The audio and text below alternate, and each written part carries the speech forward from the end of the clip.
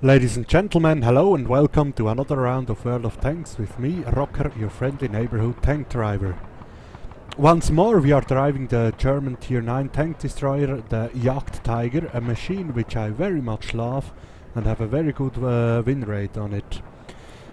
Today we are on the airfield map, which is a desert map, a small airfield in the middle of the desert. And it's a quite nice matchup, to be honest, because it's tier 9, which means I am one of the top tiers, and my brutal damage per minute, fast firing rate and quite good armor is capable of doing a lot of damage. Now here it's not much a thing of mobility, but of keeping a good position on this map. For instance, here on the right side, I don't know if you can see my mouse cursor. Here where my mouse cursor is and where it's E6 is usually where all the heavy tanks meet. But because we don't have a lot of heavy tanks, we take a sniping position a bit here in the back, where we have a free field of fire up to here. Now we can see a Type 59 eating a shell already. Sadly I just missed my shot there.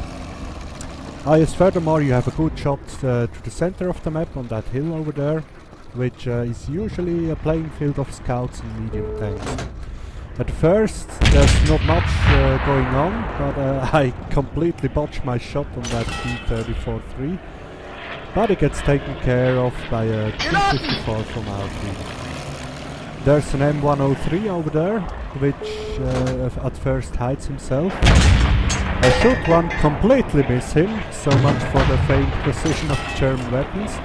And for some very strange reasons he keeps exposing himself, so not to be outdone, I planted the shell in him.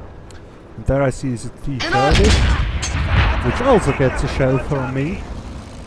And probably is still exposed at that time. I'm going back a bit because I don't want to be spotted and a blind fire shot at his last known position. I don't know if it hit, but it always pays to get a shot off.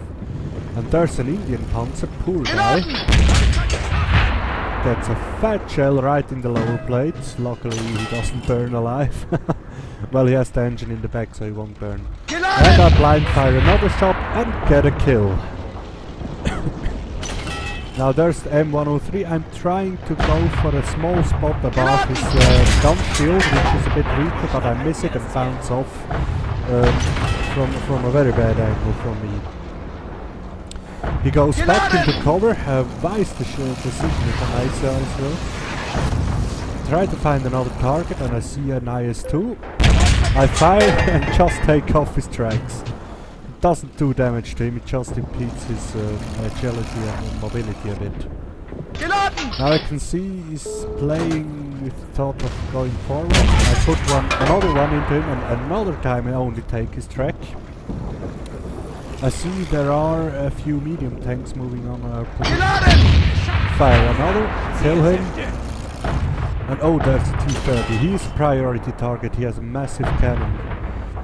I make a terrible mistake here and shoot at completely the wrong position. I thought he was going back, but apparently he's suicidal, so let's be friendly and take care of him. If he wants to die, who am I to deny him? And there's the M103 going forward again. I don't know what they were thinking, but I bounce off his upper frontal plate. I had some really strange bounces here in this game. I don't reload quite fast enough. Oh, there's D50. Hello there. Now the D50, or I might say the entire enemy team, did some very strange things, to be honest.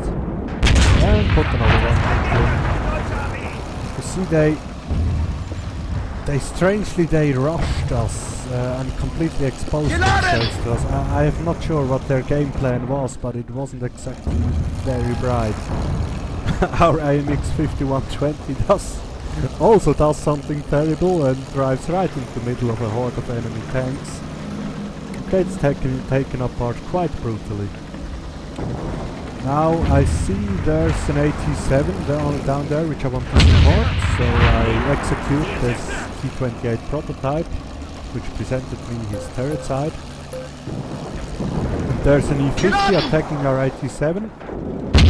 I somehow miss him, not quite sure how that happens. But well, there's always another time. Now I see there's a VK3002D which first I think that he wants to flank the 87, but the 87 goes after him. And I'm thinking probably that E-50 is going to come back around the corner to get behind the 87.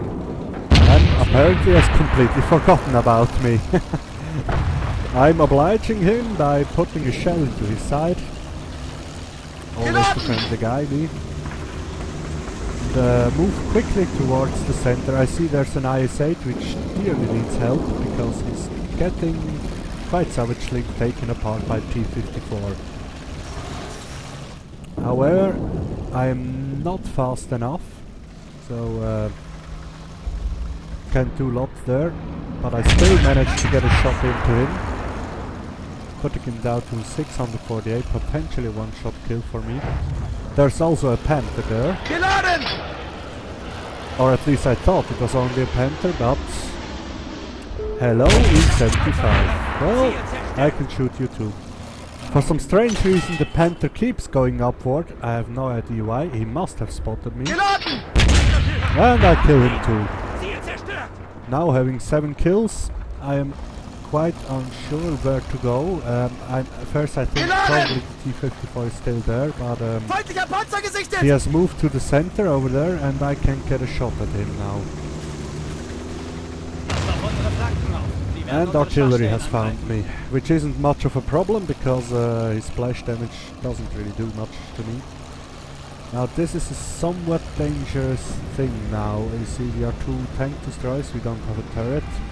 So if that T-54 manages to drive behind or at the side of us, we wouldn't be fast enough to turn with him.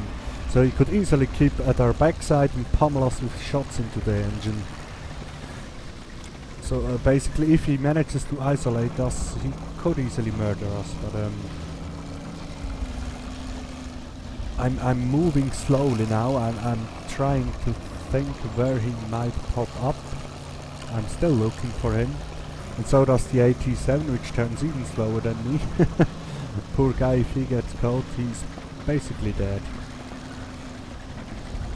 I'm moving towards the enemy cap. I hope to get the enemy artillery there, or at least spot T-54 when he's moving around. He isn't here, that much is clear. I'm thinking he has probably taken the long way around and going for our base. Waiting here for the AT-7 to move forward. Now it's time. So I go for our cap, because if the T-54 manages to reach our cap before I do reach his, he'll be able to outcap us, because I'll never be fast enough to get back to our cap and kill him before it's finished the game. Therefore, I'm trying to go to the cap first before he reaches ours, and so does the AT-7, which reaches it a bit earlier. GW Panther, our artillery, is very close to our cap. I'm hoping he could at least put the shot into the T-54 and maybe slow him down a bit. But I can see the AT-7 has just reached the cap circle, and therefore if the T-54 doesn't get to us early enough, we will by default win by outcapping him. The artillery has apparently also gone capping. Their artillery, I mean, the Lorraine 15550. This tank is extremely fast, so it's logical that he has gone capping also. The T-54 makes terrible mistake by going after our artillery instead of capping with their artillery, which means we have a very great advantage now. We just need to sit and wait and get to cover to avoid a lucky shot from their artillery. Now it's basically a waiting game to see if T-54 reaches us early enough to still reset, but he has practically no chance. So as you can see, We win by cap. Now this was quite a good game for us, 5331 damage recorded, but it's probably a bit more because the recording does only count that which it can see on the monitor. It's only afterwards in the detailed statistics that you can see how much damage you exactly did, because the blind shots aren't counted here on these this number over here, 5331. Now, I'm quite enjoying my Jagdtiger, and I will continue playing it. I love that gun on that thing, even it is a bit slow. I hope you enjoyed this match, and well, we'll see us next time.